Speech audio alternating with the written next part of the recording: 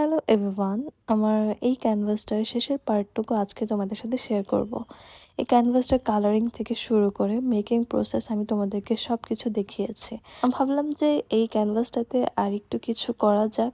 তো মেইন যে ক্যানভাসটা ছিল বা যার ক্যানভাসটা আমি রিক্রিয়েট করেছি, জহিস আর্ট, ওর ক্যানভাসটায় কোনো রেজিন অ্যাপ্লাই করেনি, কিন্তু আমি চাচ্ছিলাম যে না, এই ক্যানভাসটাকে একটু রেজিন অ্যাপ্লাই করে আর একটু বেশি ফুটিয়ে তোলা যায়। আর হ্যাঁ, তোমরা যদি এই ক্যানভাসের ম্যাটেরিয়ালসগুলো পারচেস করতে চাও তাহলে তোমরা আমাকে ইনবক্স করতে পারো, আমি তোমাদেরকে ডিটেলসে বলে দেব। আর যারা যারা আমার পেজে ইনবক্স করতে পারছো না তারা চাইলে আমাকে হোয়াটসঅ্যাপে নক করতে পারো, পেজে আমার হোয়াটসঅ্যাপ নাম্বারটা মেনশন করে দেওয়া আছে।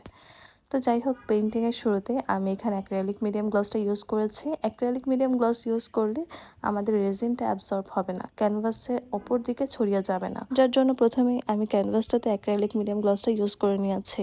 আর আমার কাছে যে অ্যাক্রিলিক মিডিয়াম গ্লসটা দেখতে পাচ্ছ তা আমি 2024 সাল থেকে ব্যবহার করছি, মানে বুঝতেই পারছো যে প্রায় 3 বছরের মতো হয়ে যাচ্ছে। অ্যাক্রিলিক মিডিয়াম গ্লসটা এখনও ঠিক আগের মতোই ব্যবহার করার পর শাইনি এবং গ্লসি হয়ে থাকে। তো তোমরা চাইলে আমার থেকে এরকম অ্যাক্রিলিক মিডিয়াম গ্লসগুলো পারচেস করতে পারো। তারপর এখানে আমি ক্যানভাসের উপরে রেজিনটা অ্যাপ্লাই করব। যেই জায়গাটুকু আমি একদম হাইলাইট করে ক্যাপটা এবং ফ্লাওয়ার লিফগুলো তৈরি করেছি সেই জায়গাগুলোতে শুধুমাত্র আমি রেজিনটা অ্যাপ্লাই করব। এখানে আমার কাছে যে রেজিনটা আছে এটা 2:1 রেশিও ল্যাপক্স রেজিন। প্রত্যেক 2 চামচ রেজিনের জন্য আমাকে 1 চামচ করে হার্ডিনার দিতে হয়েছে। মেজারিং কাপে আমি রেজিনটা 40 গ্রামের মতো নিয়েছি আর হার্ডিনার হচ্ছে 20 গ্রাম, টোটাল হচ্ছে 60 গ্রামের মতো।